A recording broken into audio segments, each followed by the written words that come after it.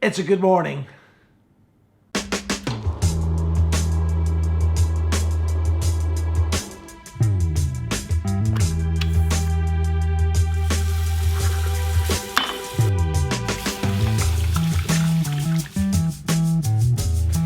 And the reason why this is a good day is because it's Comms Connect Melbourne day number 1.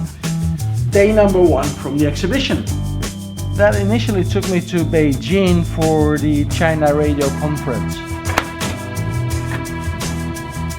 And that was just one big great adventure where I explored the second China radio conference together with Radio China.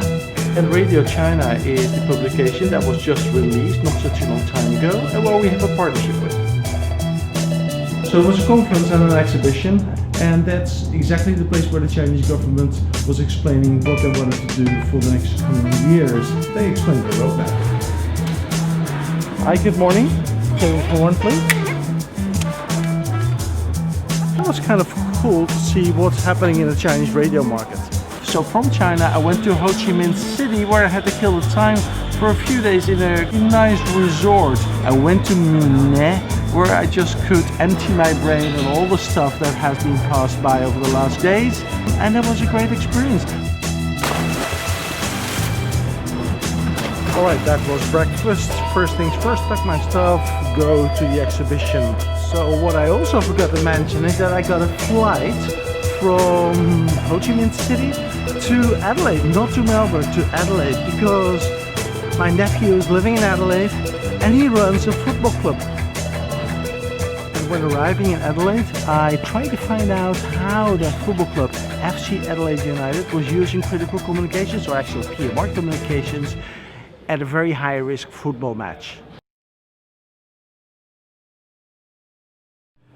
So my nephew is involved in football, soccer actually for quite a long time, and now he is here as the CEO of Adelaide FC in Australia.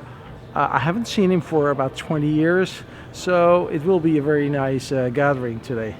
It's going to be early lunch. I just had breakfast, and I'm looking forward to meet him, and I'm looking forward to speak to a few of his team players and staff about communications during a soccer match. I'm really curious what's going to happen tonight. I don't know the schedule. I don't know what has been arranged. I have no clue at all. So we will see.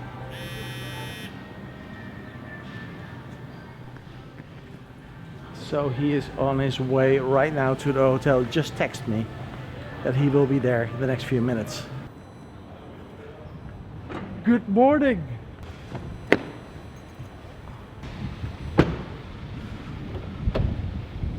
Good. Early lunch.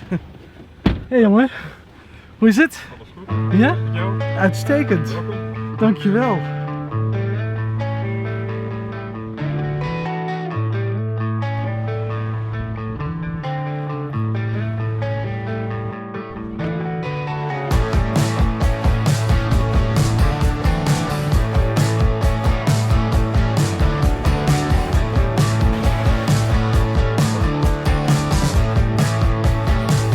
Let's take a look what is happening on the communication side for this match, because there's so many people involved. Police is involved, ambulance is there, then you have the guards from the stadium, the service, the management team does communicate, and my job is to find out how they're communicating, who is connected to who, how are they coordinate such a large scale event, because it is a large scale event, because there will be around 15,000 visitors watching this match, and also this match will be broadcasted on television live tonight. Okay, it's time to go to the house of Pete right now. He's probably waiting for me. We drive to the stadium, and from there I will just see what's going on. Okay. Some kids. Alright. Adelaide United. Right now we're going to the stadium. It's very early, so not everybody is here. But Zoe might be here, right? Zoe is here. By the way, that's Gianluca. Alright. I'm excited. Pete is very busy, of course, for the match. has a lot of other stuff to do. So Zoe will guide me around a little bit and to see how the different user groups are communicating with each other. I already found a big box over here, by the way, with these radios.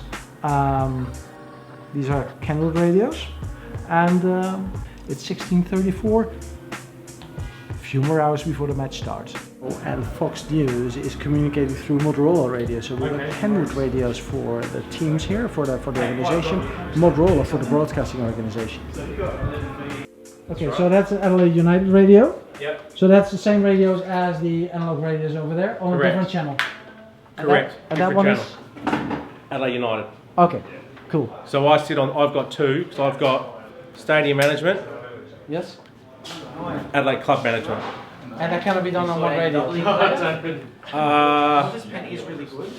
Not on the same frequency that I'm sitting on. Okay. All right. Okay. Because these guys probably don't. They may not be paying a license for that frequency. Okay. That's it. Okay. Whereas we pay the license, but then they want to use radios in the stadium, so they hire them, and then we make sure they're not on our frequencies because they can't use it. Okay. That's why we have to sit it like separate. Radios, yes. Yeah. Okay. Can we please get gate 10 open for the drummers, thanks? Gate 10. Yeah, actually, once it starts. Thanks. Have you seen Will? Yeah, he's out there. I think he's waiting for you, isn't he? So these are the guys of Fox News that are bringing the news, actually the live broadcast for tonight of the football match against Melbourne. And they just explained to me how they are communicating. Kind of interesting to see that there are so many different groups, different user groups here in this stadium using different communication technologies. DMR, VHF, and probably the police, which I'm going to see a little bit later. They are using P25 radios because they use the state network over here. So what are you using here? What kind of radio is that? This is just a UHF radio that we use for our internal comms, just for us. Only internal for Fox News? Yeah, just for us, yeah. Okay, Yeah, so how many people are there who communicate with each other? Just on our channel, Yes. this is for 4 people. Yes. Yeah, and but then we have other channels set up for floor manager, for IFBs, our ATX. We also have them for our director as well. So Okay, yeah. and are you also communicated to other organizations here within the stadium, only amongst yourself? No, we're just for the broadcast. Yeah, so our two ways work from here to Sydney. Yeah. Okay, So we go through, we're connected to Sydney via fibre optics. All right, okay. So yeah, our stuff works Okay, that's cool. nationally. Okay, oh, okay. In about 10 minutes, the doors will be open for the public. People coming in through those gates over there. They're securing this door over here and some other areas around this whole football stadium. Management is already extremely busy right now, managing all the things that has to be done for such a football match.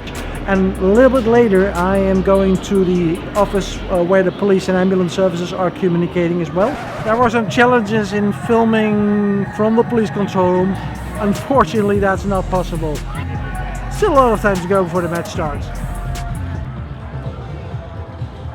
This is Will, and we're here at this playground area, right? Yes, the family park.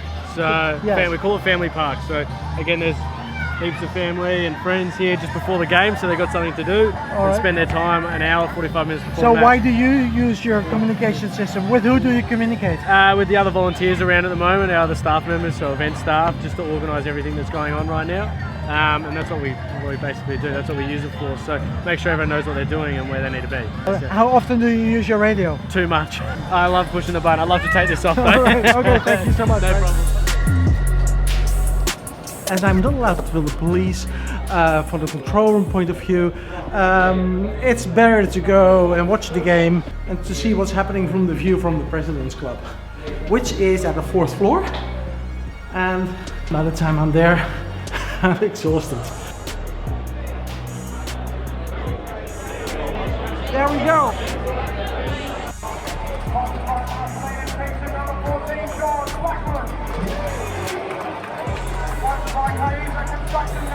Making the most of it. Oh, great ball. Offset onto his right. It's going to go off the post and in. What a celebration. A huge weight off. All right, Pete, the match is over. You guys have won 3-1 actually against the Melbourne victory. No victory for Melbourne this time, actually. No, victory for Adelaide United. Exactly, so congratulations with that. Thank you. We have seen people communicating with each other, your team communicating with each other, the trainer and his team, but there were also ways of communications amongst a lot of stakeholders within this stadium here, like the services, like the ambulance services. Police was there today. We saw also the catering communicating very heavily with each other, the organization. So how important is communications for you within a football match? Yeah, absolutely crucial, because we have an event here for 13,000 people tonight, with police, with security, private security, with medical services, with catering, and with people who may get overly excited during a game. Something can happen, somebody can get unwell while everybody else is watching the game.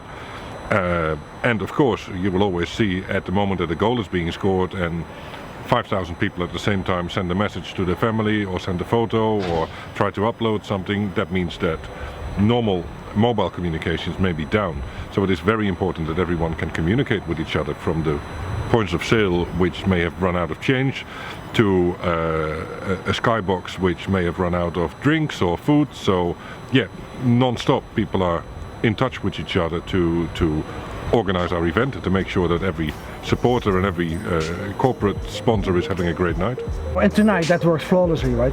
That works flawlessly, yeah. We didn't see any incidents, we didn't see any problems at all? No, I haven't seen a report yet, but it will have been minor things, if anything. All right. Okay, thank you very much. Thank you.